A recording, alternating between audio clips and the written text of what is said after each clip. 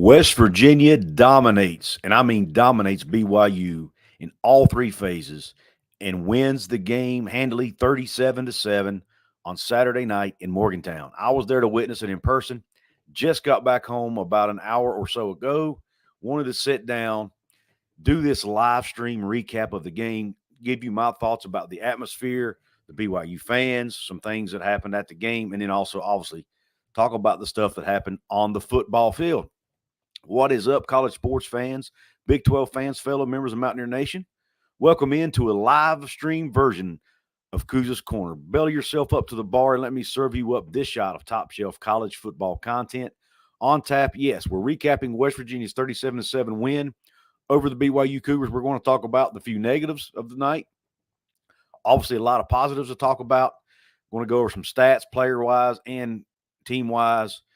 I want to talk about the BYU fan base. I want to talk about the team, both teams. Talk about what this game means for the Big 12, for West Virginia's chances in the Big 12 overall. And then a little bit from the post-game press conferences as well that I was able to listen to since the game ended. First thing I want to talk about is I want to touch on the BYU fan base, the fans who showed up to the game. Before I do that, though, I want to give a shout-out real quick. There's a few people who have already hit the chat room. Got to give a shout-out to Luke, the Gentleman Gamers, David Cummings, who, by the way, is also a VIP member here at Couz's Corner. Says, great game last night. That was fun to watch. Thank you, David. It was fun to watch. It was fun to be there. Got Tim Bells in the house. I've got Hunter Guy 558. I've got Luke again. And Hunter Guy, I thought you were a VIP member, but I'm not seeing your badge, man. Did YouTube take your badge or what happened there? If they did, I need to check into that. I've got the Bearded Ear in the house. Everybody go check out his podcast, The Bearded Ear, over on your favorite podcasting platform, Spotify, Apple, wherever you find your podcast. Does a great job over there. Not sure if he's on YouTube. If you are Bearded Ear, let me know in the comments. Oh, it was gifted. Okay, sounds good, Hunter Guy. I totally understand, my brother. I appreciate your support. Nonetheless, and yes, the penalties do need cleaned up, the Bearded Ear, which is what I'm going to talk about here in a few minutes. But let's talk about real quick the fan base. BYU, first off, they showed up and they showed out. They were really loud in this game. That corner of the stadium was really loud when the team came out. When they scored their touchdown, their lone touchdown, the crowd wasn't supporting them, even though the game was pretty much out of hand at that point. They were loud when West Virginia had the ball. They were trying to be as loud as they could. And I'm telling you, that might be the best visiting fan atmosphere I've seen in Morgantown in my life. I think Pitt fans, you may have been outdone. I don't know that there were more BYU Pitt fans than Pitt. I don't know that there were more BYU fans than Pitt fans, but they were definitely louder, in my opinion. So therefore, BYU right now wins as best visiting section I've ever seen at a West Virginia home game, at least in recent memory. They were also, the ones I met were also extremely nice. I had a pleasure of meeting in person Trevor, who runs a YouTube channel called Saturday's Warrior. He's a BYU fan, lives in Virginia, so he wanted to make an opportunity to come to the game. And was able to meet him. I was actually on his show last week, previewing the game. Very nice fella. All the BYU fans I met were extremely nice. So shout out to BYU. The BYU team ran out onto the field with the state flag of West Virginia. Very, very nice show of respect for the opponent, for the state of West Virginia.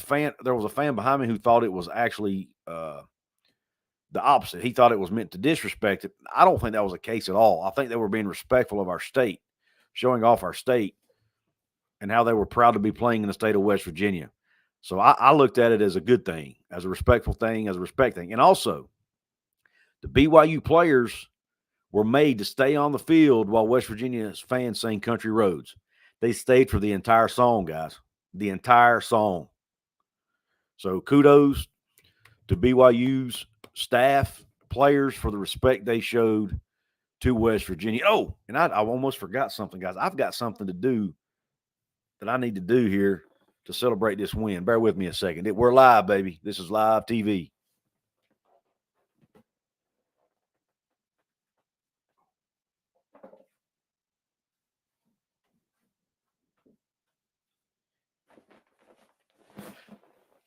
I have got to Good on the coonskin cap in celebration. I always do this on special occasions. What's the special occasion, you ask? You only beat BYU. West Virginia is going bowling, ladies and gentlemen. 6 wins, that gets us to 6 wins, gets us bowl eligibility. But what I like, I'm kind of jumping around here a little bit, but talking about the bowl eligibility thing for a second. In Neal Brown's post-game press conference, he said he never brought it up this week to the players about being bowl eligible. Then went on to talk about how they're still in the conversation for the Big 12 championship, which they are. They need some help, and they obviously have to win out.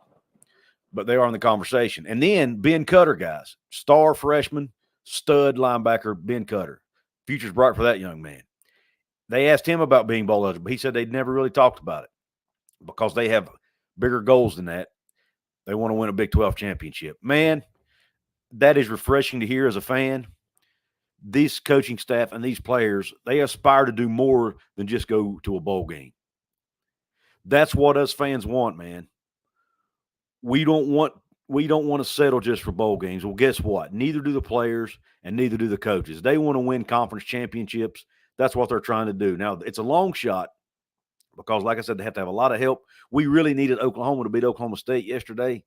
That would have helped us because, Oklahoma State owns the tiebreaker over us. Because we could have, if they had beaten Oklahoma State and then we go beat Oklahoma, we would have automatically owned the tiebreaker over them. So, Oklahoma losing did not really help us at all yesterday. Now, we also would potentially need Texas to lose again. We need Kansas to lose again. So we need some help, guys. But obviously, the first thing West Virginia needs to do is take care of their own business and win each of the rest of their 3 games. At Oklahoma, at home against Cincinnati, and then at Baylor. Now, I talked about BYU's fan base. Let's talk about BYU on the field. Yes, guys, BYU, I'll be honest, looked like a bad football team. I will acknowledge that. But they've been hampered with injuries just like West Virginia. They were on their backup quarterback. By the way, I see Mike Wilkerson in the chat. Mike Wilkerson, thoughts and prayers going out to your family, man. I know your brother lost his home in a fire. I want to send my thoughts and prayers to him. I heard about that on the Outlaw of College Football show. I heard him talking about it. So thoughts and prayers to your family, my man. I hope all goes well. I think there's a GoFundMe out there on that, if I'm not mistaken. Maybe I can throw the link to that or something in my description. But nonetheless, I just wanted to acknowledge that since I saw your name there in the chat room, Mike. And guys, don't forget, if you want to make sure I see your chat, you see your comment, I'm not going to be able to get to all of them. So if you want to make sure I see it, you can drop a super chat, make a one-time donation. It highlights the comment, moves it up to the top, and makes me make sure I see it. And we'll put that above and beyond the other comments. Obviously because you paid, right, and it highlights it for me. But nonetheless, the BYU team, yes, they're not very good. They were obviously on their backup quarterback who had not played a snap of college football. By the way, that young man's future is bright. I think he was like 24 out of 42 passing, over 200 yards. Did not throw an interception. You could obviously tell they had shrunk the playbook for him to try to make things as easy as possible. But that kid's future is bright, I think, at BYU. I think BYU has a good quarterback there in the future with Retzlaff. I think it's Tyler Retzlaff. Anyways, I know his last name's Retzlaff. But bright future there for that young man. So I think this BYU program's in a good spot. They'll be fine in the future. It's a tough transition to a Power 5 league. I'm sure they knew that coming in, but they're definitely finding out, unfortunately, as, again, they get dominated by a Big 12 team there in Morgantown. But I don't want to take away from the fact of what West Virginia did. Yes, BYU struggled and didn't play well, and they're not a very good team, it appears. But what do really good teams do to teams they are supposed to beat? They dominate them. And that's what West Virginia did. If you take out the 9 penalties, which is the one glaring negative of this game, you cannot have 9 penalties, especially 3 in a row on one drive. 3 false start penalties, I think it was, on one drive for West Virginia in this game. You've got to clean that up, especially going into Norman next week. But you take those penalties out, West Virginia may score 50 in this game, and it's really a domination. But they did what they needed to do against what I considered, at least last night, an inferior opponent. They dominated the game. And that's what great teams do. So I see some comments. I've seen some comments on some YouTube channels. I've seen some comments on Twitter. Well, we got to keep in mind they didn't beat a good team. Okay. That might be fair. And plus, we don't know. Maybe BYU's better than we thought. Maybe West Virginia just played that great, that well last night. We'll find out going forward, obviously. But they did what they needed to do. This is something we haven't seen from West Virginia, guys. I don't know that we've seen it since Neal Brown got here. West Virginia has not been able to dominate teams like this. They did it last night. Despite nine penalties, Garrett Greene not having his best night throwing the football, missing on a lot of open throws, they were still able to beat a Big 12 team by 30 points. That's a big deal. This team wasn't doing that a year ago, 2 years ago, 3 years ago. It wasn't happening. Got a super chat here from the Bearded Ear. I thank you for your support, Bearded Ear. He says, how great to see true freshmen showing out. Absolutely, man. Absolutely. I think I'm going to plug my good friend Mountaineer Paul's stuff. I think he's working on a video about that exact topic.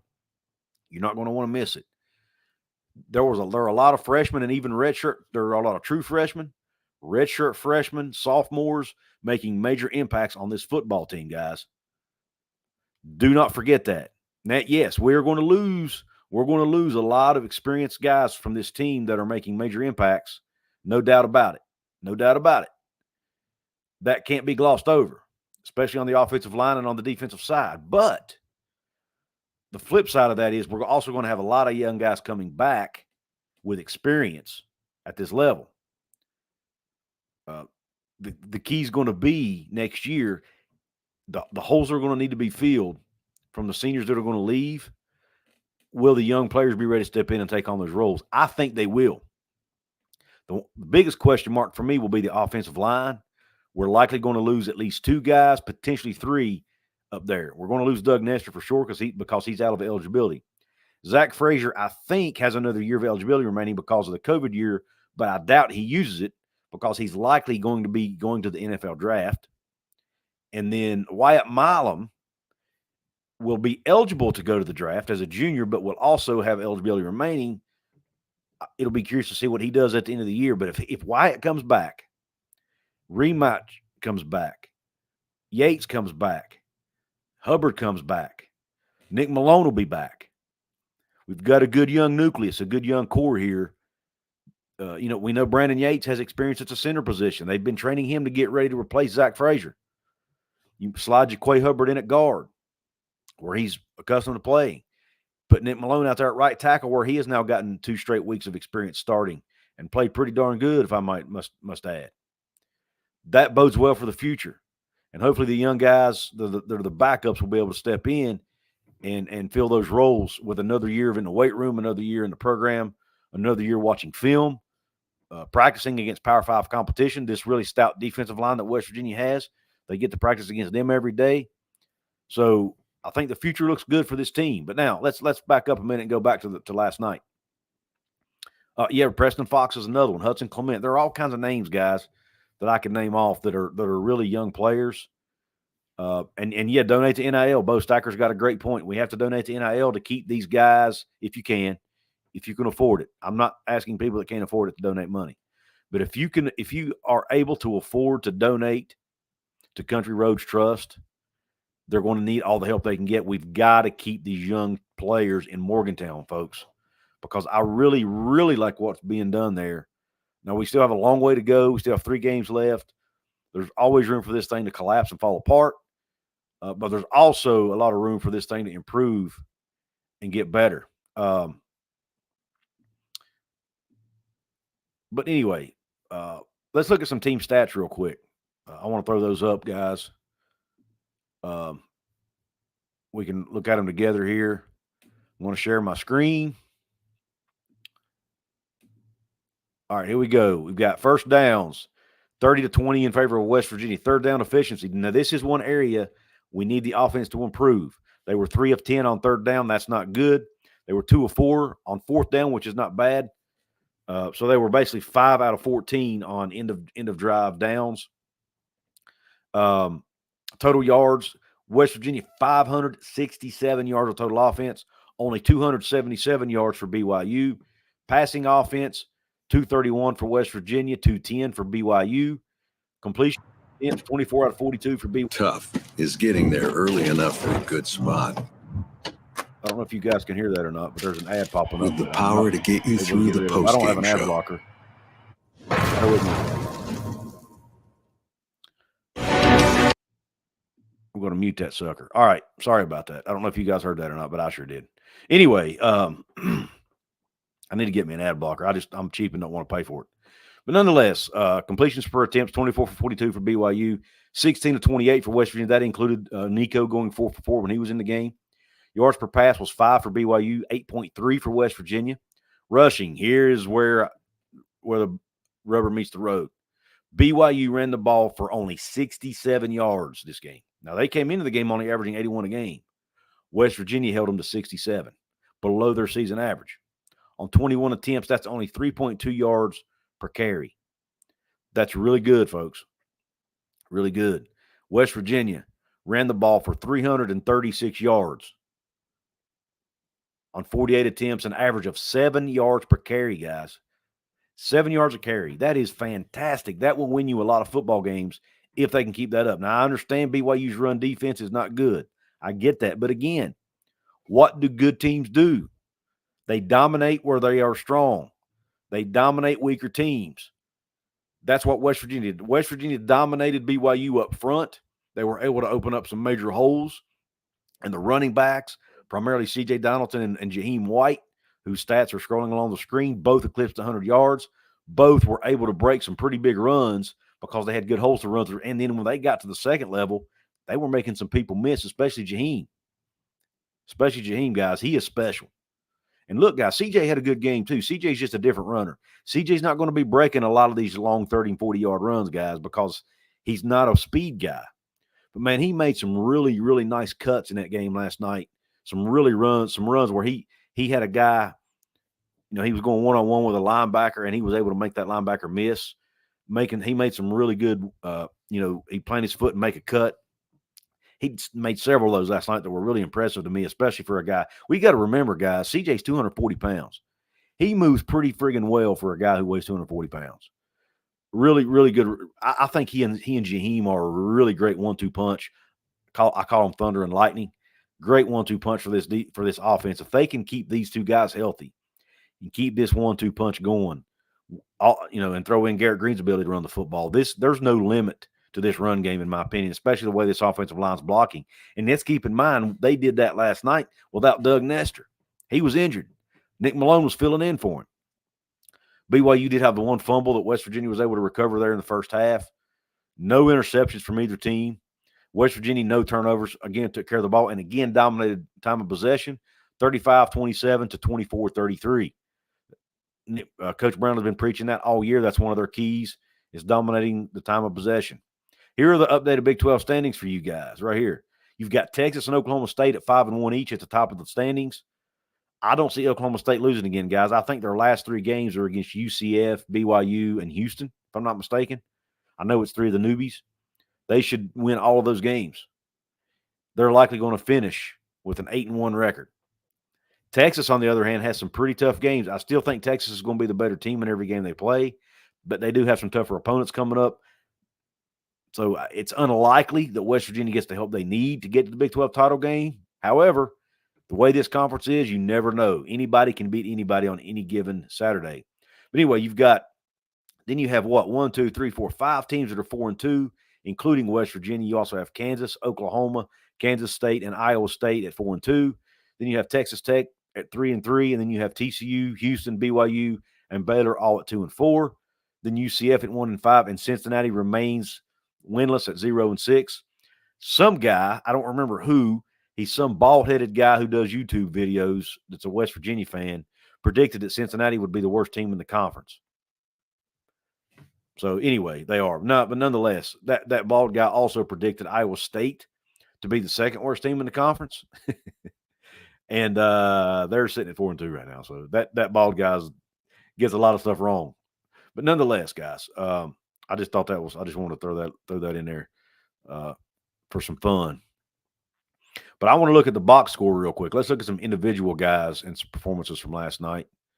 You've got from BYU side, Jake Retzlaff, and I said Tyler earlier. It's Jake Retzlaff. Jake Retzlaff was 24-42, 210 yards, no touchdowns, no interceptions. throwing a lot of screens, a lot of short slants. He threw the same screen pass to the same guy. It felt like 20 times last night.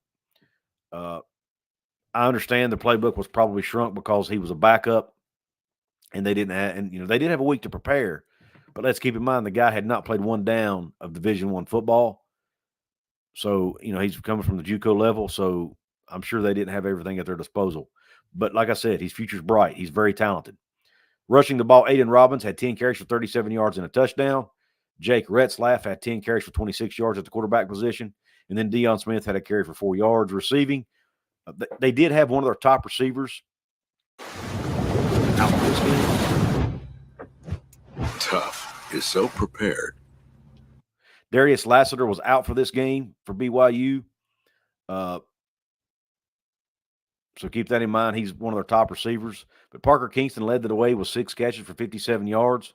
Chase Roberts was 4 catches for 53 yards. Keelan Marion, 6 catches, 53 yards. And then Aiden Robbins, 3 catches, 31 yards. So that was their leading receivers on the night. Defensively, they were led by Max Tooley, who had 12 tackles for BYU. Great game from Max Tooley. Eddie Heckert had 10 tackles. Ethan Slade, 8 tackles. And then there were no sacks. So West Virginia kept the quarterbacks clean, and there were 4 tackles for loss by BYU, half by Bodie Schoonover, half by Jackson Cravens, a half by Caleb Christensen, half by Isaiah Banya, half by Harrison Taggart, half by Carl Wakely, and then 1 by Max Tooley. So there's your performers for BYU. For West Virginia, Garrett Greene, as I mentioned, 12, 24, 205, 2 touchdowns. Nico come in, threw the ball 4 times, completed all 4 passes, 26 yards. He also ran the ball 3 times for 36 yards. So a good game on the ground for Nico, averaging, 9 yards a carry? Something like that. So good night for Nico on the ground. Jahiem White, 16 carries, 146 yards, a long of 32. Was not able to get to the end zone, but a really good night for Jahiem White. Really a breakout star for West Virginia last night. C.J. Donaldson Jr., 14 carries, 102 yards, 2 tutties, including a really, really good tough run early in the game when he was able to just bowl over some people to get into the end zone. Garrett Greene carried it 4 times for 23 yards. I mentioned Nico. Rodney Gallagher had 3 carries for 21 yards. He looks like he's really blossoming into a star. Justin Johnson, 6 carries for 5 yards. And Jarrell Williams had a carry for 4 yards, which I'll be honest, I don't even remember happening. It may have happened while I was going to the restroom or in the concourse getting some food or something. Who knows? Receiving, Devin Carter. Can't say enough about Devin Carter. He made 2 really, really tough catches in that game.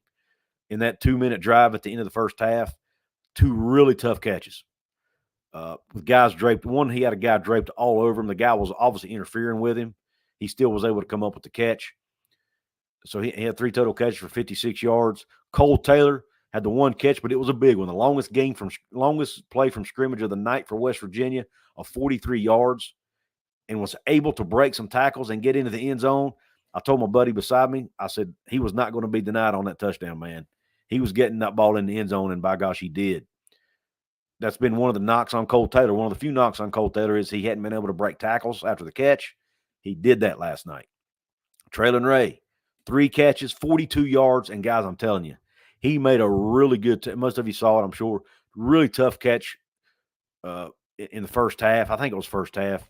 He got absolutely drilled and was still able to hold on to the football. Garrett was able to put a really tough ball out. He had a defender on his backside. Garrett had to throw it kind of high so where the defender couldn't get to it. Traylon had to reach for it. He was able to reach for it, pull the ball in. He got nailed. I thought he was going to drop it. He did not drop it. Held on to the football. But Traylon Ray had a big night. 3 catches, 42 yards. E.J. Horton, 3 catches for 39 yards. Preston Fox, 3 catches, 33 yards. The one great touchdown in the back of the end zone there where he's able to get his foot down. Another great throw from Garrett. Rodney Gallagher had 1 catch for 14 yards, and then Justin Johnson had a couple catches for 4 yards. So just a really good overall night offensively. Lee Koba led the way with 8 tackles, also a tackle, 1.5 tackles for loss. Marcus Floyd, 7 tackles. Ben Cutter, 6 tackles and a sack and 2 TFLs. Great night for Ben Cutter. Beanie Bishop had another really good night. He had 5 tackles, and it's not shown here, but he also had 5 passes defended. So Beanie Bishop, again, with a productive night for the Mountaineer defense. And I just want this whole team played well. And got to give a hats off to Michael Hayes, guys. Michael Hayes made 2 field goals last night. I think he's 12 or 13 or something like that on the year in field goal kicking. Ollie Stroll only punted once, but he did pin him inside the 20. It was only a 37-yard punt, but he was punting with a little bit of a short field, didn't have a lot to work with, was able to pin him inside the 20. I would have liked to have seen that punt pin him inside the 10, but nonetheless, Ollie Stroll continues to do a good job punting the football and pinning teams deep into their own territory. So just a really productive night overall for this team. I'm really proud of this team. The negatives I mentioned earlier, one of the negatives, the penalties, got to clean that up. Too many false starts. And then Garrett did miss some throws last night. Garrett missed some throws I'm sure he would like to have back. Some were, when Garrett is not the most accurate out there when it comes to any pass that requires a lot of touch on the football. He's better with a throw that has to get when he has to get rid of a ball and has to get rid of it with a lot of velocity. Those are his kind of throws, or the deep ball that he has to put a lot on it. But anything he has to put a little bit of touch on, he still has a long way to go with those throws. He missed several of those last night, it looked like. But guys, look, I'm not here to dog Garrett Greene at all. He's a leader of this team. He's a leader of this offense, which has looked much better. And he's made some big-time throws. That throw to Preston Fox was a big-time throw. The throw to Trellin Ray was a big-time throw. So he is still making some big boy throws. Yes, he's missing on some as well, but he's making throws as well. So we've got to give him kudos for that. And, yeah, I saw a comment about Nico. It'll be interesting to see. I'd love to see Nico stay. I know he's happy at West Virginia from everything I've heard. He and Garrett are really close. So I really hope Nico stays because he is, once Garrett's gone, he will be the future of the program. Bearded Ear with another super chat. Thank you, Bearded Ear. He says, didn't play down, did what we're supposed to. Absolutely, Bearded Ear. And that's what really good teams do. And I think this team, like I said, I think they have a goal. They want to win the Big 12. They know they're in the conversation. They know they have to keep winning, and they're laser focused. I was at the Mountaineer Man Trip yesterday with you guys. If you haven't seen it yet, I actually videoed that, where the players walk by the fans and shake hands and stuff on their way to the stadium. Then they touch the lump of coal. Then they stop at the steps and wave to the kids at West Virginia WVU Medicine Children's Hospital. I recorded from where I was standing. It was pretty cool. Garrett Greene's mom was actually standing right in front of me. I was able to talk to her a little bit and see, watch him come up and give her a hug. But nonetheless, those guys coming in down that man trip, they were focused, man. They were laser focused. Not a lot of smiles, no laughing and carrying on. There were some smiles, don't get me wrong, but they were focused. They were laser focused, man. You could tell they were there for business. You could tell they were ready to get through the pregame festivities and just get on that field and play some football. And you could tell they had a job to do. And that laser focus is exactly what I like in this team. I think they will carry that into next week to Norman. I feel really good about our chances in Norman. I'm not saying I'm predicting us to win, which I will do. I'll do a pregame video, hopefully with a prediction. But I do think they stand a really good chance to win in Norman. And then they have Baylor. Then they have Cincinnati at home, and then Baylor on the road. On paper, West Virginia should be favored in both of those games. They should win them both. Now obviously with the Big 12. You have to bring your A game every week. We know that. We saw when you don't, teams will come up and beat you. We saw that against Houston. West Virginia should have beat Houston. West Virginia was the better team on paper and had the most talent. But they didn't play good football. They let their guard down a little bit, and Houston snuck up and bit them and won the game. So you cannot have a night off in the Big 12. West Virginia has got to bring their A game each and every week. Now, guys, let's get to some comments. Again, if you want to make sure I see your comment, you can do what the Bearded Ear did. Drop me a super chat. It's a one-time donation, but it highlights your comment. Make sure I see it, and I'll read it and also post it on the screen for everyone to see. It's the easiest way to make sure your comment gets read. But let me see what kind of comments I see here. I'm going to have to – man, I don't see real well, guys. I got to increase my screen size here so I can actually see the comments. All right. Are you guys talking about – I see some conversation going about Greene and Nico. Yes, Greene is a junior. He still has a year of eligibility left, and he's not going to – he's not an NFL draft guy, so he will likely come back next year. Nico could – if Nico stays, he will likely be the starter his junior year because Garrett will no longer be around. That's what I'm predicting will happen. There were a couple drops. Yeah, CJ actually dropped 2 balls last night. If my memory is correct, I think he dropped a couple. So that would have made him 14 out of 24 instead of 12 out of 24 would help that percentage. I think there were a couple others as well that I don't recall off the top of my head, but there were a few drops. Money talks, and he's not going to sit on the bench forever. That's correct, Bo. Very well, could be correct. I think Nico's doing pretty well in NIL, to be honest with you, even as a backup. So I don't think, and I'll be honest with you, from what I'm hearing out of Morgantown, Nico's actually donating a large percentage of his NIL money. So I don't know how important NIL is to Nico. I think Nico's doing fine as it is. So I think I don't know that NIL is going to be a driving factor for him. I'm not saying it doesn't matter at all. And I'm not saying money doesn't talk. It does for everybody. Anybody that says that it doesn't is lying, in my opinion. But I don't think it's going to be the primary factor for him, is what I'm saying. Sam Ventura, it seems like watching the TV, it seemed like the stadium was consistently louder than it has been for quite a while. It was good to hear again. Sam, it was a good atmosphere. I was disappointed early. I'm glad you brought that up because I did want to talk about that. Early on, I was a little disappointed because there were a lot of empty seats. And there were empty. Every seat wasn't full.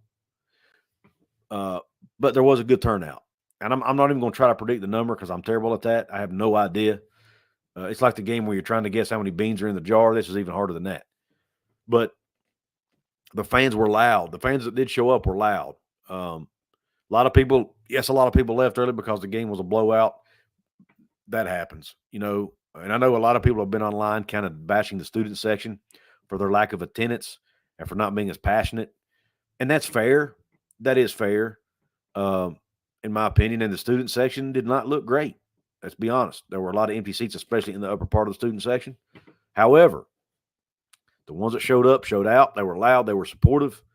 And they helped this team. Neal Brown was very complimentary of the fans after the game. And, you could hear Jed Drenning posted a video online on Twitter of the coin toss. Jed always gets to go out and film the coin toss as a sideline reporter. You could hear the "Let's Go Mountaineers" chant was extremely loud. I'll be honest with you.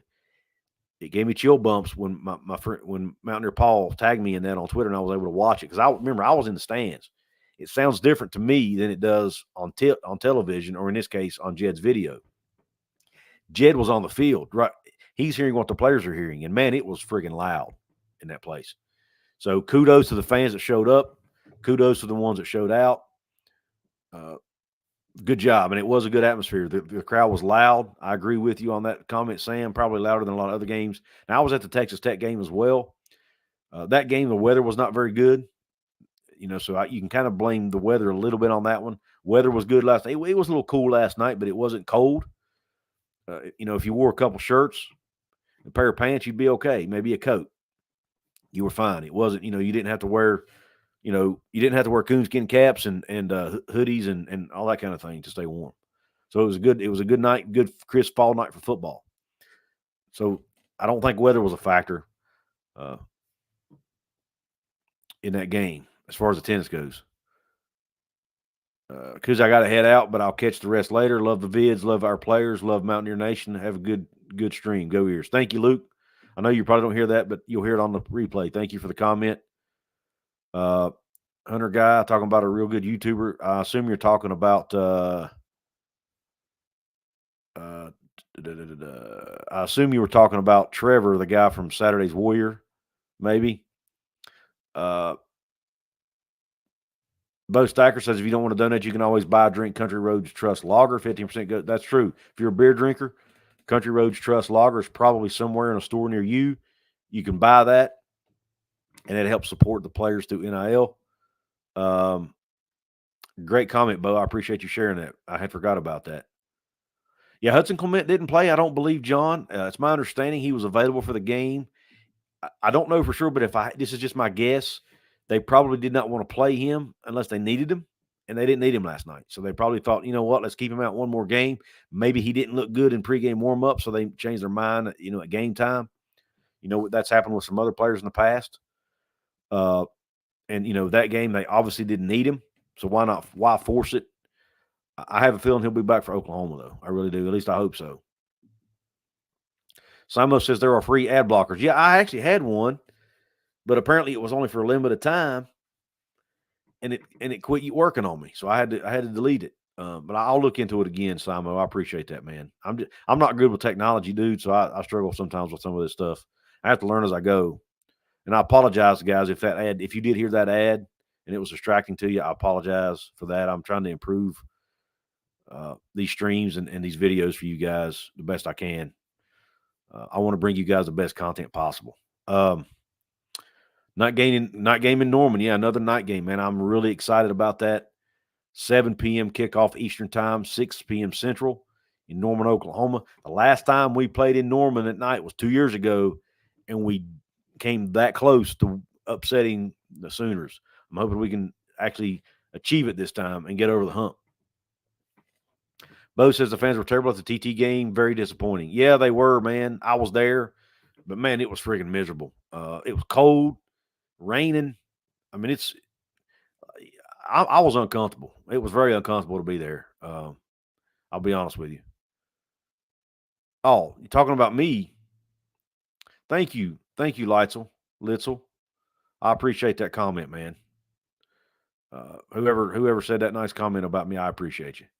Your night games are fun. Just over 50,000 attendance according to ESPN. That's probably about right. I was thinking in my head probably around 50.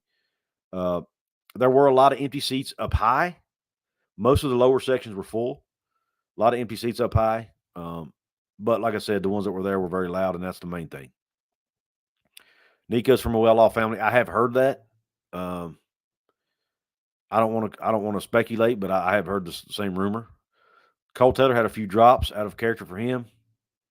Yeah, he did. I think he did, but he also made a really big play for us. So I want to look at both sides of the argument. See, isn't Greene a sophomore? He's a junior actually, so he has one more year. Just hopping Couz, happy for the win. Let's go Ears. Thank you, Tyler. Keith Vion, a name I haven't seen before. Keith, if I've missed you in previous live streams, I apologize. It's my first time seeing your name here. Says, well, that was a poor call by the officials of running into the BYU punter because that looked like a lot of acting to me. I'll be honest. On that play, I was watching Preston Fox, so I didn't see it happen. I was making sure Preston caught the ball, so I didn't see it, honestly. I need to go back and watch it on replay if I get a chance, but there was a lot of weirdness going on in that game. The officials seemed to have a rough night. There were a lot of times they were taking a lot of time to make decisions. The one call where they called Wyatt Milam for being an ineligible receiver downfield, they threw the flag. Well, they didn't throw the flag at first. We completed the play, had a long gain, maybe even scored a touchdown. I can't remember for sure. But anyway, it was a long play. Next thing you know, a flag comes out late. I'm like, why did if there was an illegal receiver downfield, how did you not call it when you saw him? Why did you wait till the play was over to throw the flag? All right. Then it took them like 2 or 3 minutes before they said, okay, we're going to review the play. Then it took them forever to do the review. And then they come out and all they did was, I guess they were reviewing the spot that it happened. I don't know. But my gosh, it took them about 5 minutes to make a decision. It felt like longer than that. But yeah, the officiating was not great last night, guys, to be honest. I got another super chat. Tyler Cobb in the house. He says, White and Donaldson duo looking scary. Go Ears. Absolutely. I actually was going to start this video with I was going to say they might be wearing gold and blue, but it's green and white, but that's leading the team. But, I forgot to say that. But nonetheless, it is Garrett Greene, Jahiem White, but you can't leave out CJ Donaldson either. He played a good game last night. 2 really good games in a row from CJ. He's looking like his old self again, folks. He's running with a purpose. He's running with power. I like it. The old CJ is back, baby. Let's hope he can keep it up. And I think Jahiem performing as well as he is could be motivating CJ too. Those guys are close. They're friends. But we all know if you're a competitive person, you don't want that guy to outplay you. They could be motivating each other, and I love that. That's what's going to make this team great. Greene should have started 2 years ago. Yeah, some people believe that. I personally don't. He wasn't ready. He couldn't read defenses. He'd look at his first receiver and then take off running. You can't do that at the Power 5 level. Teams will start game planning for that, and they'll shut down your running game. Then you can't throw the ball. So I disagree with that, Litzel. I don't think Garrett was ready to start. I still think Jarrett Doege was our best option, as bad as as challenged as he was at times, I still think at that point in time, Jarrett was our best option. Just my opinion.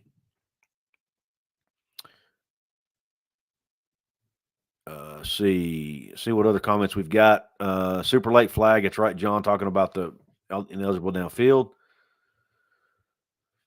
The early whistle blow on that to go called back was bad too. That was the worst officiating I've ever seen. Yeah, Bo, it was bad, brother. I think I put out on Twitter, Big 12 officiating, ... Gotta love it. Thank you, Gamecock Chuck. Thanks for hopping in the house. Gamecock Chuck has a great channel that covers the South Carolina Gamecocks if you guys want to go check it out. Yeah, John, obviously because of my travel and being at the game, I wasn't able to watch any other games yesterday. But it doesn't surprise me. Let's be honest. Officiating across college football the last few years has slowly been getting worse and worse and worse. They need to pay these officials. I don't know if how many of you guys realize this, but college football officials are part-time employees, and they don't make much money. These guys need to hire full. Listen, these conferences are bringing in hundreds of millions of dollars a year. Some of them, well, all of them, not some of them, all of them. The Big Ten could potentially bring in up to $1 billion a year very soon.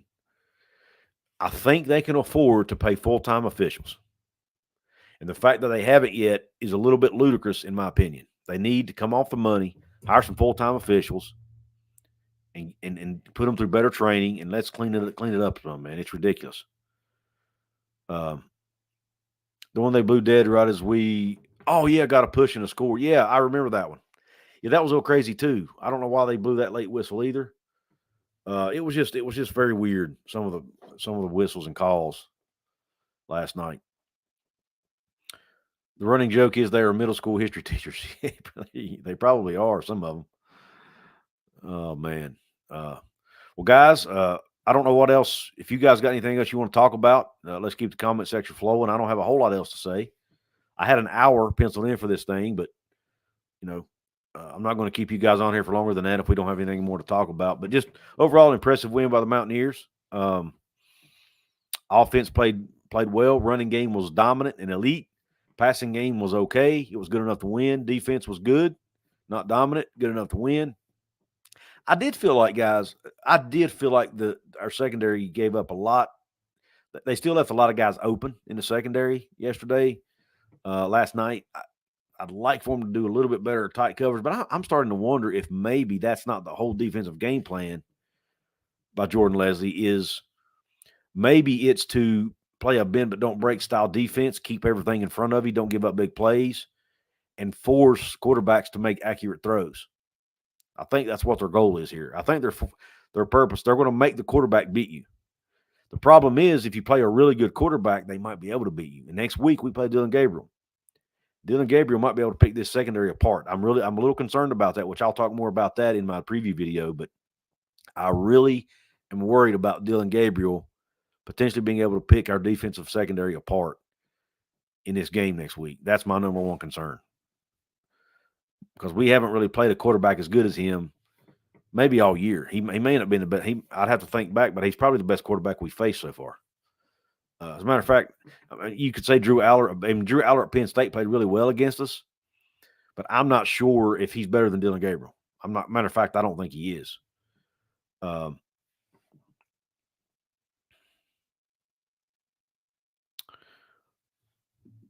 Bo Stacker says we're going to get headgear for the QBs and linebackers in the all season. The Michigan scandal. Bo, I think you're right. I don't know if you heard Neal Brown's press conference the other day, but he's been adamant that college football needs to have communication in the helmets. He says there's no reason they can't do it with the amount of money they're making. He's adamant that, and I didn't realize this, but he's actually the Big 12 representative on that rules committee. So as far as coaches go, and he's been adamant that they need to do it. So hopefully the Big 12, if nobody else does it, maybe the Big 12 will do it next year. It'd be great. They do have an outside shot at the Big 12 title. We need Oklahoma State. Listen, we only have to finish second. So we need either Oklahoma State to lose 2 games, which is highly unlikely considering they play 3 of the newbies in their final 3. Okay. Likely in Oklahoma State, I think I could almost put them as a lock. They're going to be in the Big 12 title game. Okay. Texas has a pretty tough schedule coming up. Matter of fact, let's just do this. Let's just look at their schedules. I've got time. If you guys got time, I've got time. Let's look at Texas. Look at these team schedules real quick. See who's got who left. To see, what's our best chance of getting in to the Big 12 title game. All right. Let's keep going here. Sorry, guys, I'm having to scroll through. Okay, here we go. Let's look at Texas's schedule.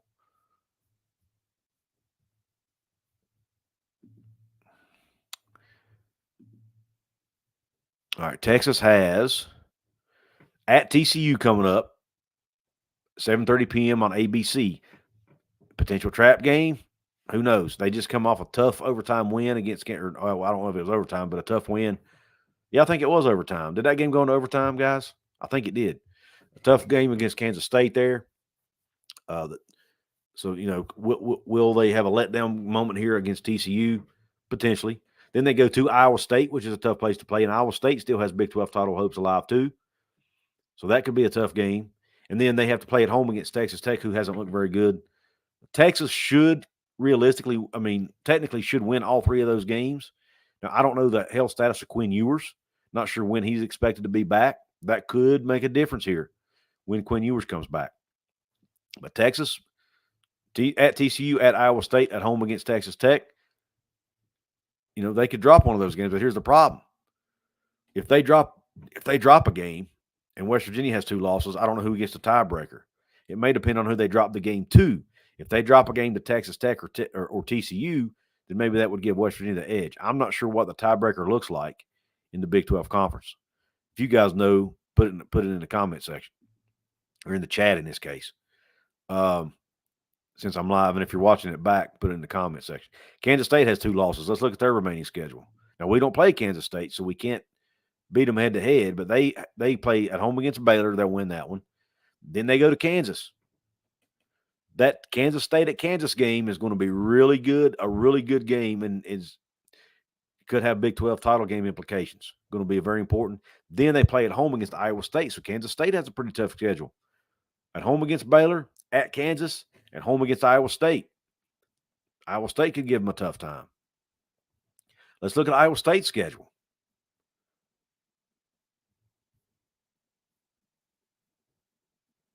Iowa State coming off a loss yesterday to Kansas, 28-21 at home. So kudos to Kansas. Ames is a tough place to win. So kudos to Kansas. But Iowa State has to go to BYU, which they will likely win. Then they come home to face Texas. So more than likely, Texas is going to beat Iowa State and give them that second loss, or that third loss, rather. And then they have to go to Kansas State. So, look, it's very possible these teams could trip up here. It's very possible. It'll be anxious to see who trips up and where. But at the end of the day, West Virginia has to win out before it matters. Obviously, if we beat Oklahoma, we'd have to beat Oklahoma to get in. If we beat Oklahoma, we obviously own the tiebreaker there. So that's basically it, guys. We're not going to – the only way we're going to get in over Oklahoma State is if they lose 2 out of the next 3 against the newbies. I just don't see that happening. Oklahoma State's rolling right now. Ollie Gordon is arguably the best running back in the country. I don't even know if it's arguable at this point. And in my opinion, he's in the Heisman conversation. Not sure and if he's not, he should be. Because he's on an absolute roll right now. I don't know any other back in the country, any player in the country that's on the roll he's on right now. So just very impressive. Tiebreakers goes from head to head and then highest ranked. Highest ranked in the national polls. Which poll do they use? Do they use the college football playoff poll? Do they use AP poll? Bo, do you know the answer to that question?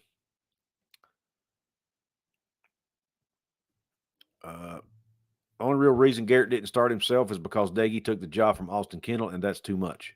QB turnover. That's a fair argument. Sam says, I talked to a former player, and they said Greene had an issue with too many turnovers his first year or 2 at West Virginia. See, he wasn't ready yet. Back to my point earlier. Iowa State on the road is ripe for an upset. Absolutely. A 5-7 season is worth whatever woes Garrett might have had. Daggy threw 12 picks. I'll take GG scrambling away from that. Yeah, that's fair too. I don't agree with it. I don't agree with that taking Litzel. Sorry if I'm getting your name wrong, man. But I understand your point. And it's a fair point. John Cunningham says, I got a feeling we're going to walk into a shootout in Norman, so glad to have Hudson back and White and Donaldson coming on when they are. Absolutely.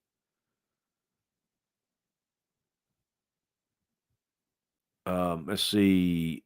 Experience GG would have gained. I agree. I think the experience would have gained. GG would have gained versus benching Daggy would be worth it.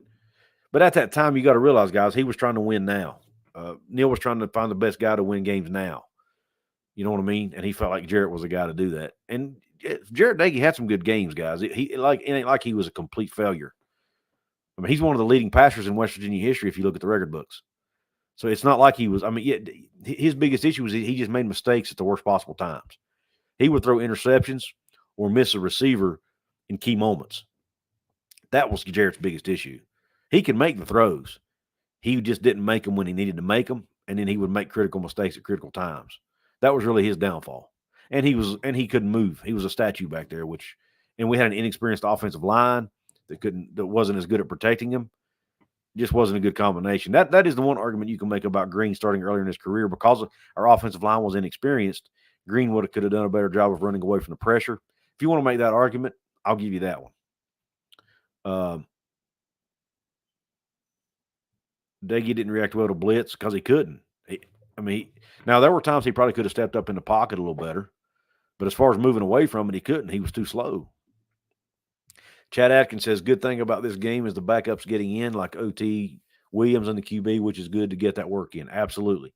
There was a BYU fan on Twitter pissed off that West Virginia was trying to score up 37-7 or 37-0, whatever it was. But we had our backups in the game, man. That's just I didn't get mad when Penn State scored at the end of the game. At least I don't think I did. I don't think I did, looking back on it, because I remember I was like, man, they got their backups in. You want to give those guys a chance to play because they need that experience, right? So, and I think Neal was doing the same here. Receivers played poorly, lots of drops. I assume you're talking about early in Daggy's career, but our receivers. To be honest with you, we've had issues with receivers dropping balls ever since Neal got here. That's been an issue. Now it's gotten better this year, but there's still been a lot of them, guys. Let's face it. We absolutely have to control the line of scrimmage and not get into a shootout to win against OU. Agreed. I don't think we can win a shootout. Now maybe we can. Maybe I'm not giving our offense enough credit, but maybe because I'm just not sure when it comes to dueling quarterbacks. I'm okay with Garrett getting into a duel as far as running the ball, but throwing the ball, I think Dylan Gabriel's a step ahead of him on that one. He has more experience than Garrett does in that regard. So I just think he has the edge there if they get into a passing shootout. And don't worry about the name. Sorry, buddy. I'm terrible with names sometimes. Running threat from Greene could have mitigated poor receiver play. Receivers had lots of drops, and Daggy had picks from tip balls. Yep. Anyone know about OU defense against the run looks like this year? No, but I'll find out real quick. I can pull it up right here. Oklahoma. Boom. Well, that's just that one game. Hold on a second, guys. I'll pull it up real quick. Won't take me but a minute. NCAA football. No, let me look at. I just look at Big 12 stats. That's easier. Big 12 football stats 2023. All right. I'm going to look if my internet works here.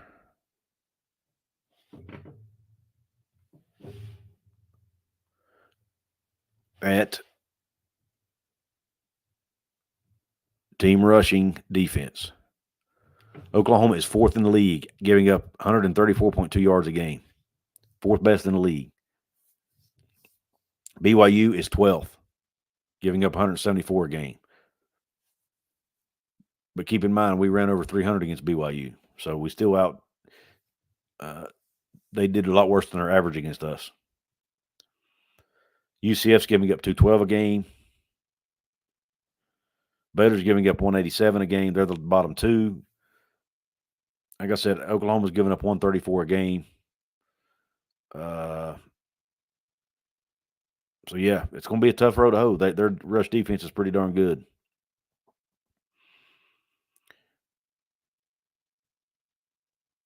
Yep, it's going to be a tough game, guys. Their run defense is good. Let me look at their passing defense. They're 12th in the league in pass defense. We may be able to throw the football against these guys, potentially. But Oklahoma State's next to last, and they're leading the league. So but yeah, we might be able to throw the football against these guys better than we can run it. We'll see. But I tell you what, though, the way these guys are running the ball and the way this offensive line's playing right now, I still think we can run the football on Oklahoma. I really do. Couz, love the content, can't pay membership, but always watch the video and live streams, but we dominated like we supposed to. Let's go Mountaineers. John, thank you, my man. I really appreciate the support. Appreciate you watching, commenting. All that stuff helps me, man. Absolutely. Look, if you can't afford to pay, guys, I totally understand it. I'm not I'm not going to beg for money. I do ask for it because this is a way, at some point in my life, I'd like to be able to do this full time, and I can't get there without the money. But I also understand that some people can't do it, and I get it. I'm not going to look down on anyone or expect anyone to pay me. So no worries, my man. No worries. I think the run game is going to matter a lot in the OU on our offensive wise. Absolutely, Hunter. I totally agree, man. And getting defensive pressure on the QB might help.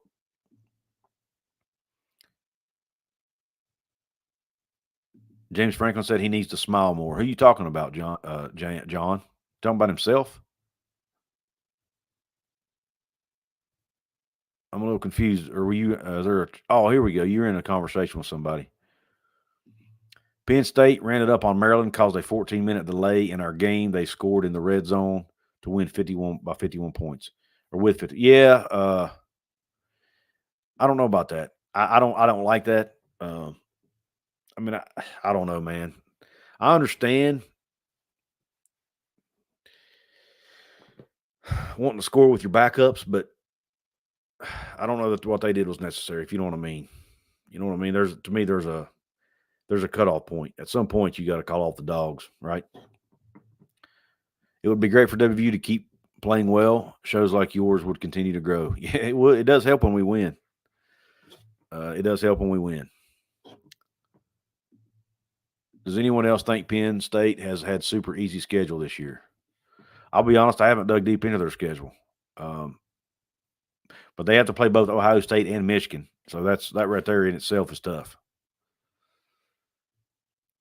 Yeah, give me a thumbs up, guys. Look, that really helps the algorithm. If you're watching this live or if you're watching on the playback, hit that thumbs up button, guys. It really, really helps me. Even Apple agrees. See there?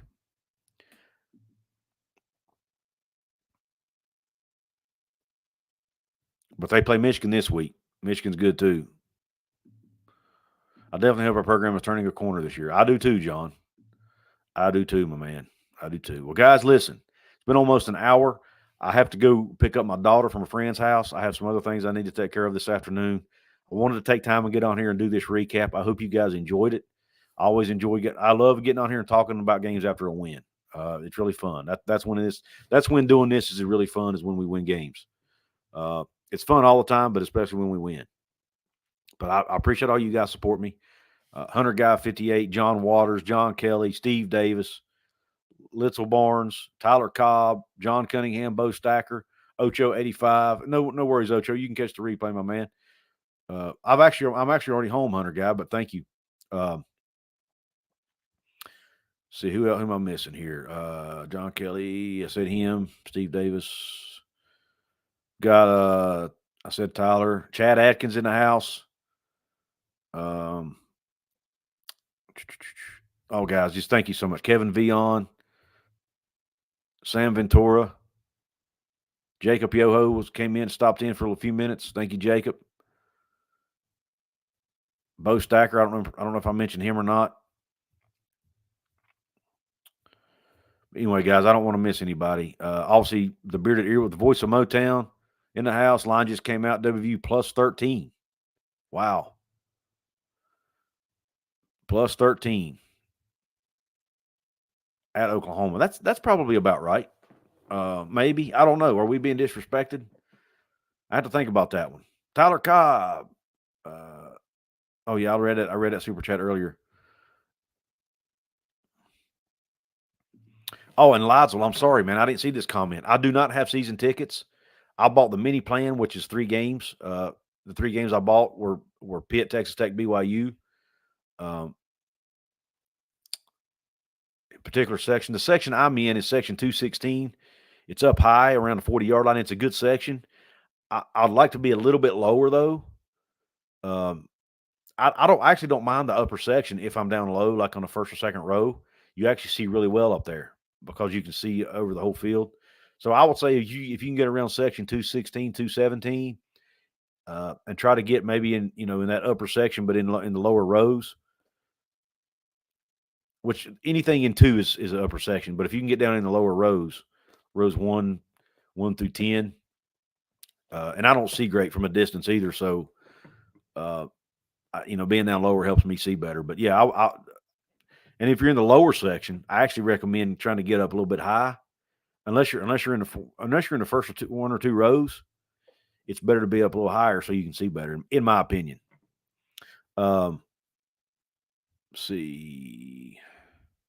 And I'm sorry I missed that earlier. I hope you're still on here to hear that.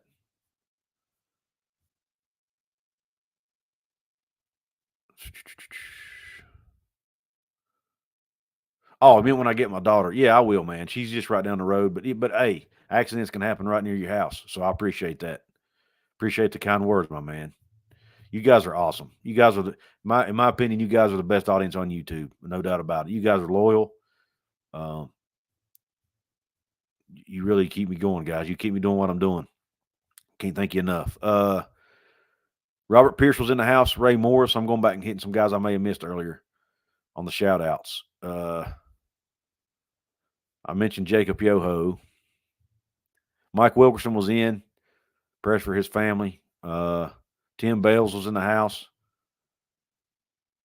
But anyway, yeah, I think I got everybody. I think the other guys I mentioned earlier. But anyway, guys, I'm going to run. I really, really appreciate you tuning in. Make sure I didn't miss any super chat. Ocho threw the $1.99 super chat in at the end, man. I thank you so much for that. I didn't see a comment with it. Did you want to leave a comment to go along with your chat, man? If you do, drop it real quick and I'll acknowledge it. But I really appreciate that support, my man. I really do.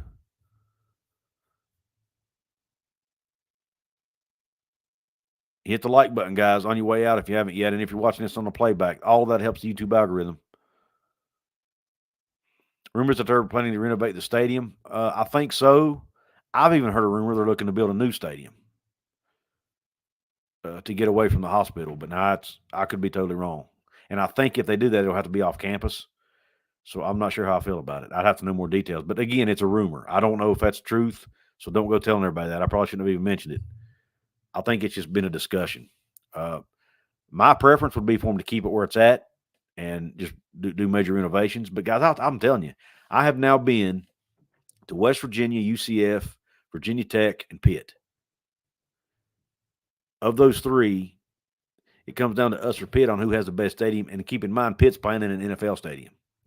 So Virginia Tech Stadium and West Virginia Stadium, West Virginia wins hands down. We definitely have a better stadium than UCF, but now UCF Stadium will get bigger and better now that they're in a Power 5. Ocho says, nope, no comment, just a happy Mountaineer. Thank you, my man. So am I, buddy. So am I. Yeah, I don't know, man. Like I said, I heard that from someone. I don't know how true it is. So that's one reason I've never really said a lot about it. But I guess maybe there's a thought that they want to get away from the conflict with the hospital. I don't know, or maybe they just want to do something bigger and better. Now I do know one thing. I heard Dana talk a lot about how they needed a new indoor practice facility because the one they have isn't big enough. And I actually went in it yesterday, and I know what he's talking about. I went in and walked around it before the game. And you can't. And Dana used to talk about how they can't even practice punts and field goals in there, or punts and kickoffs, because it's not high enough. And he's right, it's not. Punts would hit the ceiling, and kickoffs, it's not a full 100 yards, I don't think, in there. So I could understand why he would be frustrated with that. I've never heard Neal complain about it, but I did hear Dana complain about it. And from what I understand with Dana, when he complained about it, there's nowhere else. They've run out of room. There's nowhere else for them to build on campus. So if they do anything else, whether a new stadium, practice facility, whatever, it would likely have to be off campus somewhere. That's the problem. I think they've just ran out of land. So that would be a challenge going forward for WVU. And I tell you what, guys, I've heard people talk about a new press box, and I didn't think it was a big deal. But when I went to UCF's press box makes ours look like a high school press box. I'll be honest with you. We need a new press box. And look, it doesn't really benefit me because I'm not a member of the press, but it just kind of looks cheap. Let's be honest. It kind of looks cheap. There's not really even enough room to put, UCF's got the big 2017 national championships. They've got a lot of their different conference titles up there. We don't have room to do any of that stuff. So I would like to see us get a new press box, if nothing else. Couz, did you have a kid? I didn't have a kid in there, but I did walk in and just walk around, Tyler. So you may have saw me in there. Me and my buddy, we got there really early. We went and saw the man trip. Then we went and toured the I never can remember the name of it. It's where they have all the memorabilia and stuff. We went and toured that, and then we walked in the practice facility for just maybe 2 or 3 minutes, man, and walked out. Get Couz press credentials. Yeah, I've only tried one time, and I got turned down. But I've been turned down for player interviews, coach interviews. They don't. More than likely, guys, they're not going to give me a whole lot. I was able. Now, Paul and I were able to get Ren Baker on our show, which was cool. And we've been able to get some good guests. But man, getting players and current coaches, tough. I'm in there early every game. Okay, that's cool, Tyler, that you're in the band, man. Awesome. Yeah, I'm not a member of the press yet, and I've even thrown around. Do I really want to be? I don't know, man. I'm torn because you're not allowed to cheer if you're in the press box. For one thing, you can't be a fan up there, and I like being a fan, So I don't know. I'm torn on it. Do I really want it in the press box or not? If it's offered to me, I'll take it. But it does have its. I think there is a downside to it. I guess if I had to, I could do better content. I would be able to bring you guys probably better content if I was able to do that. So for that, I would like to do it. But I don't know. Maybe one of these days, guys. Who knows?